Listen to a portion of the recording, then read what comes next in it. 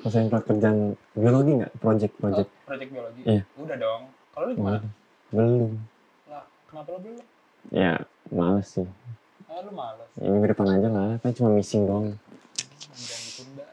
Sering banget gak sih kayak pas kalian ngelakuin pekerjaan nih, ataupun kalian punya goals yang pengen kalian capai, rasanya itu kayak berat banget pas kalian mau mulai ngerjainnya. Nah, bisa jadi nih, kalian itu udah janji ke diri kalian sendiri, tapi setelah kalian pikir-pikir, rasanya pengen kalian lakuin besok aja gitu. Dan sayangnya nih pas besoknya kalian malah bilang,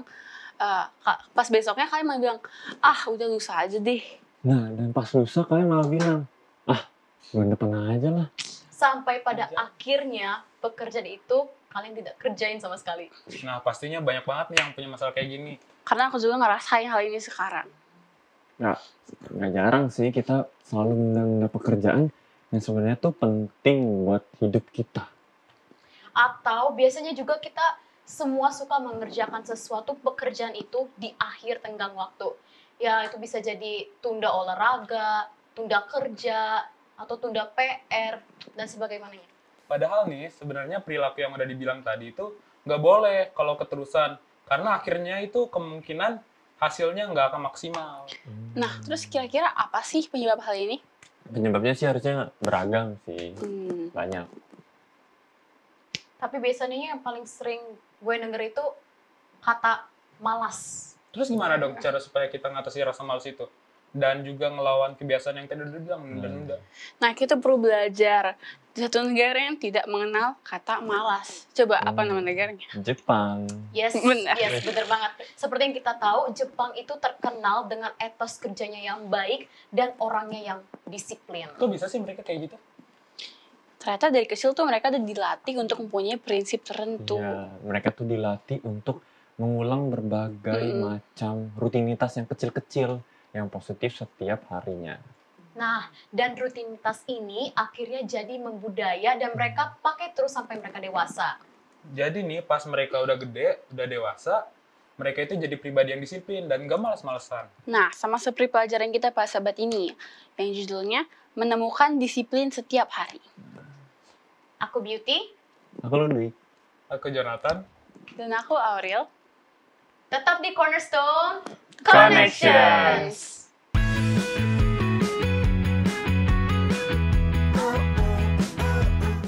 Kembali lagi di Cornerstone Connections.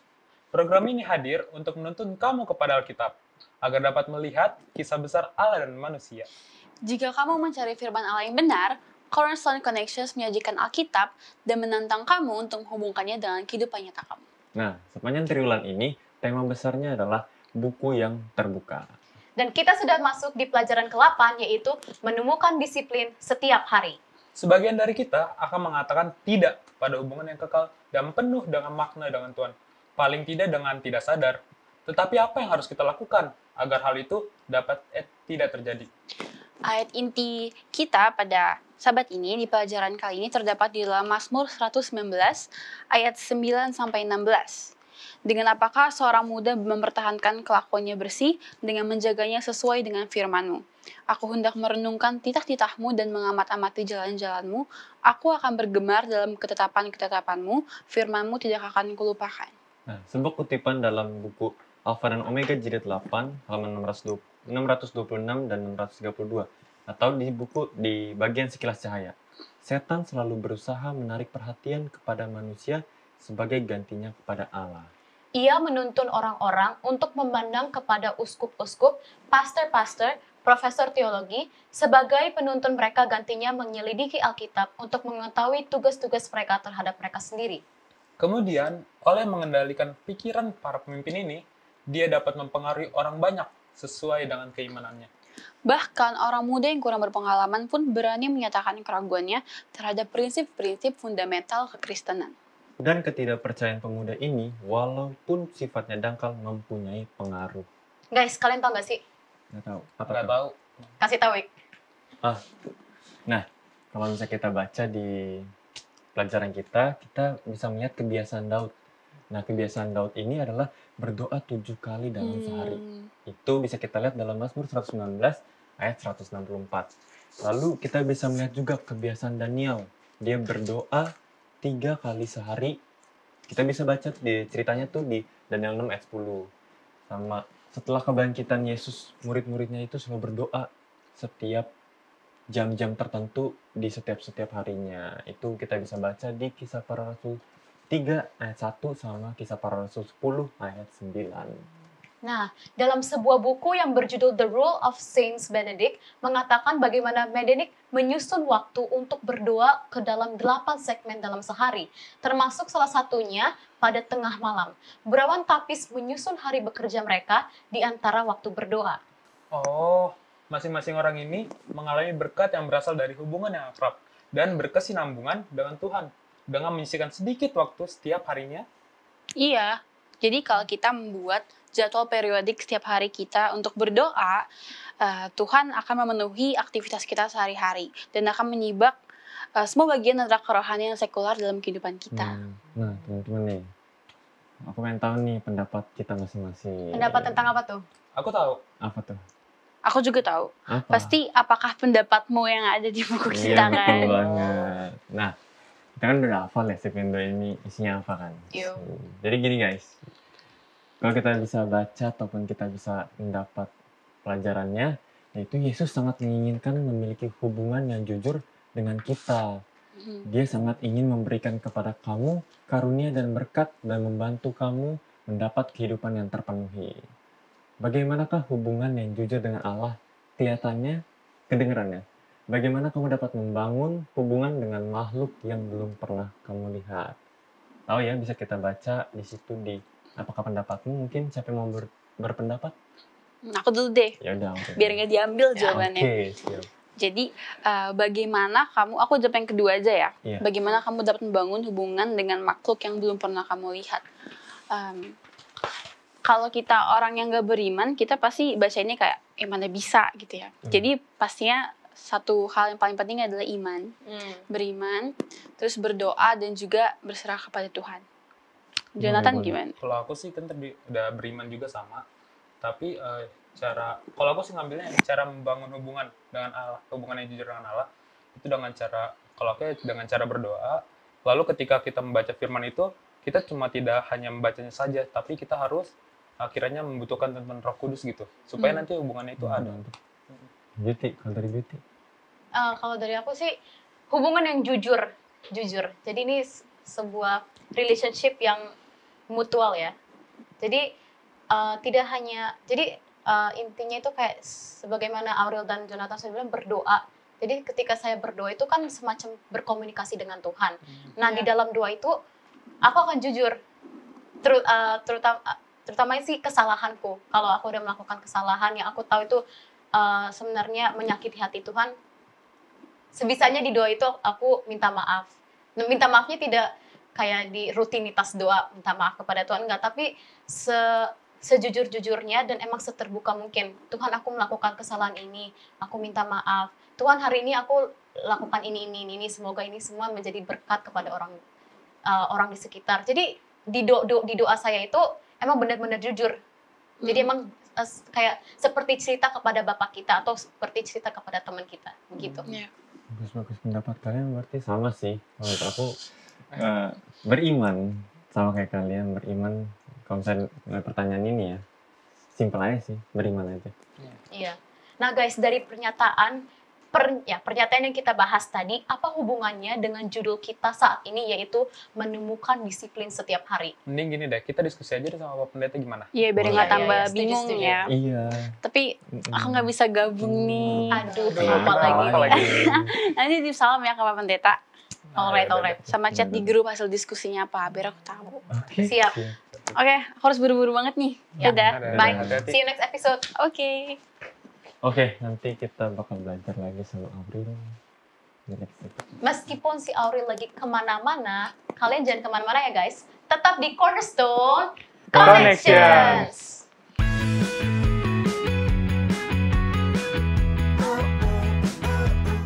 Kembali lagi di Cornerstone Connections bersama kita semua dan juga ada Pendeta Benny Tambunan. Shalom Pendeta. Shalom, Shalom. semuanya. Bye-bye semua. Baik. Puji Tuhan, baik. Nah, Pak Pendeta, kita langsung aja nih. Soalnya aku udah nggak sabar nih denger jawaban dari yang sudah kita diskusikan tadi. Yuk. Nih aku pengen tanya. Jadi kan kami tadi sudah belajar tentang apakah pendapatmu. Di sini itu ada pertanyaan, katanya gini nih. Bagaimanakah hubungan yang jujur dengan Allah kelihatannya? Bagaimana kamu dapat membangun hubungan dengan makhluk yang belum pernah kamu lihat? Tadi kan kami sudah nyampaikan pendapat masing-masing. Nah, jadi pengen tanya Pak Pendeta nih, kira-kira tanggapan dengan pertanyaan ini. Iya, kita tahu dengan seseorang itu kalau dengar suaranya, lihat orangnya, ya, kita berkomunikasi dengan dia, maka kita akan tahu, ya, kita akan kenal. Oh, bohong nih, pasti si ini. Gitu. Kita kan begitu ya. Walaupun kita kadang-kadang begitu telepon, misalnya, halo, ini dari ini. Oh, bohong lu. Kenapa? Karena kita biasa berkomunikasi, ya, dengan makhluk, misalnya piaraan-piaraan kita juga ya, piaraan kita di rumah, misalnya ada anjing atau kucing juga, begitu kita datang kalau memang punya milik kita atau kita ini, pasti mereka juga tidak akan gonggong. Tapi kalau orang lain pasti akan memberikan reaksi yang menentang. Jadi bagaimana itu, ya semakin kita punya hubungan dengan baik, maka dia juga akan saling mengenal satu dengan yang lainnya. Entah siapapun itu, entah makhluk apapun itu. Gitu. Nah, pekan ini kita belajar dari tokoh di Alkitab, yaitu Daniel. Sesuai dengan judul kita, yaitu menemukan disiplin setiap harinya. Kebiasaan Daniel itu berdoa 3 kali setiap harinya, seperti yang apa yang Ludwig sudah katakan. Gimana menurut teman-teman semua? Sebelum Pak Pendeta tambahkan. Oh, saya. Kebiasaan Daniel ini dia kan berdoa 3 kali setiap hari. Tentunya kalau untuk saya anak muda nih yang hidup di zaman sekarang tuh kayaknya merasa apa ya, kayak kurang gitu loh ngeliat. Kita 3 kali kurang, 3 kali kurang maksudnya. Bukan 3 kali kurang, malah 3 kali aja belum pernah, jarang gitu. Nah itu menjadi kayak teguran gitu, kayak wah Daniel aja berdoa 3 kali itu kebiasaannya. Nah saya itu biasanya kebiasaannya itu buka handphone, bukan berdoa. Kalau ditanya orang kebiasaannya apa, buka handphone, buka media sosial, nggak pernah bilang kebiasaannya apa, berdoa. Nah, Relatable. jadi merasa ditegur kayak gitu. Kalau aku sih ya sama sih, jadi ngedengar dengan kebiasaannya si Daniel ini yang berdoa 3 kali setiap hari itu, ke zaman sekarang ini ya, anak-anak muda tertegun juga. Jadi tertegur banget sama kata-kata ini. Karena ngebangun sebuah kebiasaan itu tidak mudah gitu. Butuh yang namanya itu pengalaman. Nggak mungkin kan orang kalau pengen memiliki kebiasaan yang bagus itu terbentuk dalam sehari saja. Dia harus punya pengalaman yang banyak, lalu bisa menjadi sebuah kebiasaan. Jadi ini tuh terpukul banget lah sama saya secara pribadi gitu. Ya, mungkin tambahan dari Pendeta. Iya, Daniel aja 3 kali, pelajaran sahabat kita katakan Daud 7 kali. Daud 7 kali. Jadi kita harus memang punya kebiasaan untuk itu. Kalau misalnya biasa lah, kalau bangun pagi-pagi jam berapa? 5, 6. Kalau sekarang sih Nah, jam ya bukan sekarang lah ya. Kalau zaman pandemi pasti lebih lama bangun ya. Tapi biasanya ya jam 5. Jam 5 sudah bangun kan. Sudah. Walaupun pergi ke tempat lain pasti kita bangun jam 5. Ya, entah bangunnya sebentar kemudian kita lihat masih jam 5 aja kita tidur lagi. Tapi pasti kita bangun. Pasti sebuah rutinitas. Karena kita sudah biasa lakukan itu, ya. Walaupun itu misalnya camping atau kita pergi ke satu tempat, bahkan ke luar negeri pun, ya, yang katanya jet lag itu kalau udah jam 5-nya Indonesia pasti kita bangun juga gitu. Jam itu. Kenapa? Karena sudah biasa. Jadi dibangun satu kebiasaan itu akan membuat kita ya akan lakukan itu. Gitu. Daniel karena sudah biasa, entah apapun dia akan tetap lakukan. Ya, jadi coba untuk mungkin saya berikan tantangan sama kalian, challenge itu ya. Coba saja kalian bangun untuk berdoa. Kalau Daniel berdoa ya, bangun untuk berdoa secara rutin. Maka entah kapanpun itu, dimanapun kalian pasti bangun jam itu ya, dan kalian akan berdoa. Walaupun tantangan pertama tuh agak sulit. Ya, aduh kayaknya akan tidur ini, akan tidur. Ya, kamu suka olahraga apa? Basket. Kalau lagi NBA dulu. Kemarin nonton nggak NBA? Aku nonton. Ya, iya. Kan tuh ya, itu kebetulan pagi ya jam. Iya. Tapi ada yang subuh juga ya, mulai jam 5 gitu ya. Jam 5. Itu kan kita mau pasti wah pas Semangat, apa semangat apalagi pas kesayangan kita misalnya Iya. Lakers ya, wah Lakers Yes. atau Celtic gitu kan, kita pasti bangun gitu, Iya. kita pasti pengen nonton gitu ya. Berarti juga nonton sih ininya ya. Ya, bola, nonton sepak bola. Ya. Tapi kalau sudah kebiasaan itu ya, kita akan kebiasaan kalau memang kita ingin berkomunikasi dengan Tuhan, maka kita akan biasakan. Ya, saya pribadi jam 2, jam 3 itu udah pasti bangun untuk berdoa sejenak. Kemudian kami keluarga ada, ya, kami keluarga ada jam 3.30 sore, itu 3.30 sore, maka kita akan kumpul keluarga untuk berdoa. Ya, entah lagi apapun itu, entah lagi kelas apapun, entah lagi nge-zoom apapun, entah lagi rapat apapun, saya akan izin sebentar berdoa dulu bersama-sama. Jadi bangun pertama sih susah, tapi mari coba ya. Mari coba, maka kita akan dapatkan hubungan itu dengan baik. Siap pendeta. Ada di sini pertanyaannya yang menarik nih. Diceritakan kalau Daniel melanggar hukum ketika dia menentang ketetapan Darius. Kapankah orang Kristen diperbolehkan melanggar hukum? Jadi kita sudah sempat berdiskusi mengenai pertanyaan ini, dan ini membuat tanda tanya besar di kepala kita. Maksudnya apa tuh pendeta? Kapankah orang Kristen diperbolehkan melanggar hukum? Gitu. Kita bingung. Gimana? Iya, Daniel kan bercerita bahwa akhirnya karena jabatannya sudah lebih tinggi, ya biasa orang akhirnya ada yang iri dan lain sebagainya. Ya, cari kelemahannya tidak ada, kelemahannya hanya pada peribadatannya kepada Tuhan. Ya, dan pada waktu teman-temannya itu atau teman-teman sekerjanya ya yang iri itu kemudian minta pada raja untuk merestukan apa yang Daniel lakukan itu bahwa salah, Daniel tidak peduli kan, walaupun hukumannya penjara, dia tetap saja lakukan apa yang dia rasa baik, dan itu hubungan dia dengan Tuhan. Ya. Jadi kapan kita melakukannya, kalau itu sudah bertentangan dengan firman Tuhan, kita harus pilih adalah firman Tuhan dibandingkan peraturan-peraturan lainnya. Ya. Tapi jelas itu tidak mendadak. Ya, itu tidak mendadak. Kalau mendadak biasanya kita ya udahlah ya. Ya. Sama mungkin kalau lagi kita belajar kitab atau bunyi HP ya, atau lagi belajar sekolah sahabatnya kemudian bunyi HP dulu lah. Akhirnya ini lupa gitu ya. Tapi kalau memang kita enggak nih, stop aja.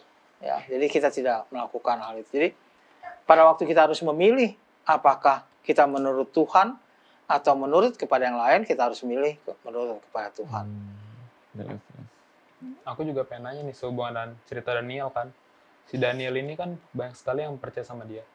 Nah, kira-kira itu apa yang ditunjukkan Daniel sehingga ya itu dapat dipercaya gitu. Kalau misalnya cerita di tulisan di dinding tuh di Daniel 5, tuh kira-kira apa tuh? Ya, menurut aku ya, itu dia bisa ceritanya itu dia berhasil Menafsirkan. Iya, menafsirkan Menafsirkan. arti dari itu, dan dari menurut saya sih dari titik itu dia Sudah terbukti gitu orang terpercaya. Nah, pasti kan dia bisa menafsirkan itu bukan karena kekuatannya dia kan, tapi karena Tuhan. Jadi menurut saya tabiat Daniel itu yang membuat dia bisa menjadi dipercayai adalah karena dia setia kepada Tuhan. Kalau tahu itu. Berarti ada Iya, sama kayak Ludwig. Mungkin tambahan dari pendeta. ada apa pendeta? Iya, dia kan punya hubungan yang kontinu dengan Tuhan. Ya, tadi sudah kita awali bahwa entah persoalan apapun dia tidak akan kan kalau merusak hubungannya dengan Tuhan, dia akan ambil hubungannya dengan Tuhan dibandingkan dengan yang lain. Tapi bukan berarti bahwa karena hubungannya dengan Tuhan dia jadi jadi sombong, jadi jadi belagu gitu ya, jadi sosokan dan sebagainya, merendahkan teman-temannya. Dia tidak seperti itu. Dia tetap menghormati semuanya. Ya, dia tetap menghormati teman-temannya, dia tetap bergaul dengan teman-temannya, dia tetap kasih masukan bagaimana cara memerintah. Ya, dia tetap lakukan itu dengan baik. Dia tetap lakukan itu dengan baik. Tapi pada waktu harus memilih untuk merusak hubungannya, dia pilih pada nikahnya. Jadi karena dia punya kepercayaan dengan Tuhan dengan baik, kemudian dia punya hubungan dengan baik pada orang lain, maka teman-teman juga akan percaya kepada dia. Ya. Tapi jangan lupa bahwa tetap kita harus ada saat-saatnya harus memilih tetap saat-saatnya harus milih. Pada waktu teman-teman mungkin mengajak kita hal tidak baik, ya kita harus milih tetap dengan hubungan kita dengan Tuhan. Ya. Dalam pelajaran sekolah sahabat kita juga disinggungkan misalnya pada waktu kita harus memilih antara beribadah pada hari Sabat atau pada yang lain atau melakukan hal-hal yang lain. Ya, kan Tuhan katakan dalam Keluaran, ingat dan kuduskanlah hari Sabat. Ya, pada waktu kita harus milih ini kuduskan Sabat atau melakukan hal yang bukan yang tidak boleh pada hari Sabat, ya kita harus milih untuk menguduskan kepada hari Sabat. Jadi komunikasi kita dengan Tuhan itu akan menghalangi ataupun menyingkirkan hal-hal yang bisa merusak hubungan kita dengan Tuhan. Nah, seperti yang kita sudah ketahui, Daniel itu adalah seseorang yang terpercaya dan dia setia. Nah, kita juga tahu karakter itu mustahil ya dibangun hanya dalam semalam. Itu karakter itu harus dibentuk dalam berbagai peristiwa dan itu juga butuh waktu yang panjang, long benefit gitu. Kalau tanggapan kalian gimana? Ya itu sama kayak tadi sudah dikatakan oleh Pak Pendeta, untuk mengawalinya itu pasti adalah hal yang sulit. Tapi apabila kita, kalau aku ya mungkin mengubah mindsetnya itu untuk menetapkan itu dan tidak menunda-nunda, maka pengawalan itu bisa dilakukan dengan mudah sehingga setiap pengalaman yang sudah dilakukan itu bisa menjadi sebuah kebiasaan yang baik gitu. Jadi bentuk Setuju. karakter. Setuju. Lutwik? Ya, setuju sama Jonathan. Ya kalau aku juga rasa tadi apa yang Jonathan bilang, kita harus menetapkan sebuah mindset. Dan tips juga sih dari aku, seandainya ini kita mau memulai menjadi seorang yang rajin dan tidak malas gitu. Sebenarnya kita harus ada passion juga terhadap sesuatu yang kita mau kerjain. Contohnya ada tugas kan, kita nunda terus project ini yang sangat besar, kita tunda seperti Lutwik. Nah, kita sebenarnya harus menyukai, kita harus bisa mulai menyukai tugas itu. Kita harus bisa memahami dan membuat sebuah passion terhadap project yang di Supaya depan jadi kita itu. kebiasaan. Supaya kita emang benar-benar niat kerjanya gitu. Kalau tambahan dari pendeta gimana? Iya, itu kan berhubungan dengan seberapa dekat kita dan seberapa penasarannya kita. Ya. Saya kasih contoh misalnya, kalau baru-baru ada game baru kan kita kadang-kadang udah nggak ini. Ini yang tidak dari segi game, ya. Tapi udah teman-teman cerita, mau coba ya. Akhirnya coba sampai jam 11 sampai jam 12 malam juga disikat gitu kan. Kenapa? Karena sudah punya satu kenikmatan di sana. Jadi begitu juga dengan Daniel. Daniel begitu dia tahu Tuhannya siapa, dia dekat dengan Tuhan dan sebagainya, tambah dia kenal Tuhan, tambah Tuhan kasih banyak jalan keluar baginya, tambah dia dekat kepada Tuhan. Tambah nikmat rasanya berhubungan dengan Tuhan, ya. Tambah nikmat rasanya. Jadi tambah senang kita, maka seseorang itu juga akan senang pada kita. Ya, sama seperti saya katakan tadi, kalaupun orang sudah hobi nonton bola gitu, yang nggak hobi nonton bola kan, aduh ngapain sih bangun jam 1 gitu ya. Nonton champion gitu, ngapain sih bangun jam 1 gitu ya. Ngapain sih ini, tapi orang yang hobi, wah dia senang aja ya. Jadi kalau hobi kita adalah berkomunikasi dengan Tuhan, maka kita akan senang saja ya. Komunikasi kita dengan Tuhan, komunikasi kita dalam doa kepada Tuhan, maka kita akan rasa senang untuk berdoa kepada Tuhan, kita akan senang untuk menyisihkan waktu kita, entah apapun itu kita akan singkirkan. Wah guys, nggak kerasa ya diskusi kita sudah berakhir. Iya. Pendeta Benny bisa kasih 1 dan 2 kalimat kesimpulan supaya sahabat-sahabat Cornerstone bisa mengingatnya dan juga untuk menguatkan iman kita, Pendeta. Baik, pada semua sahabat-sahabat Cornerstone dimanapun pada saat ini berada, pelajaran sekolah sahabat kita adalah menemukan disiplin setiap hari dalam buku besarnya mengenai buku yang terbuka. Maka kita dimintakan pada saat ini untuk mencontoh kehidupan Daniel. Dalam kehidupan sehari-harinya dia selalu berdoa kepada Tuhan. Dalam pelajaran kita katakan 3 kali sehari, kalau Daud 7 kali. Kalau kita, mari kita coba. Mari kita coba mendisiplin diri kita berkomunikasi dengan Tuhan, menikmati enaknya, baiknya berkomunikasi dengan Tuhan. Kalau kita sudah menikmati, maka itu akan menjadi disiplin bagi diri kita untuk melakukannya. Mari coba untuk menikmati hubungan kita dengan Tuhan dalam berdoa dalam jam-jam tertentu. Jam-jam tertentu yang kita tentukan, bukan hanya jam makan atau waktu susah, enggak ada. Jamnya itu kita tentukan dan kita strict dengan jam itu. maka kita akan dapat menikmatinya dengan baik. Baik, kita berdoa. Bapa di surga, kami terima kasih atas pelajaran yang Tuhan berikan bagi kami. Kami terima kasih karena Tuhan telah mengingatkan kami untuk kami boleh mengambil waktu sejenak dan mendisiplin diri kami untuk selalu berhubungan dengan Tuhan. Ajar kami, ingatkan kami apabila kami lupa dalam segala sesuatu yang kami janjikan untuk selalu berhubungan dengan Engkau. Kami berdoa bagi orang-orang muda, kiranya Tuhan boleh menguatkan mereka dan mau untuk mengambil waktu berkomunikasi dengan Engkau dalam doa yang mereka tetapkan. Yang pada orang-orang muda yang sakit, Tuhan berikan kesembuhan. Yang lemah, Tuhan berikan kekuatan. Yang dalam kesulitan, dalam kesusahan, Tuhan kiranya mendengar seruan mereka dan memberikan jalan keluar bagi kehidupan mereka. Ampuni segala dosa dan kesalahan kami. Kami berdoa dalam nama Anak Yesus Kristus, Tuhan dan Juru Selamat kami. Amin. Amin. Oke, itulah pembahasan pelajaran Cornerstone kita sepanjang pekan ini bersama dengan sahabat-sahabat di studio dan Pendeta Benny. Terima kasih ya. Semangat terus dalam mempelajari Alkitab. Buatlah sebuah ketetapan untuk membaca Alkitab kamu dari halaman ke halaman. Dan lihat sendiri apa yang terjadi di sana. Banyak janji pengharapan yang Tuhan tulis buat kita semua. Terima kasih sahabat Hope Channel yang selalu setia mencari dan belajar firman Tuhan melalui Cornerstone Connections.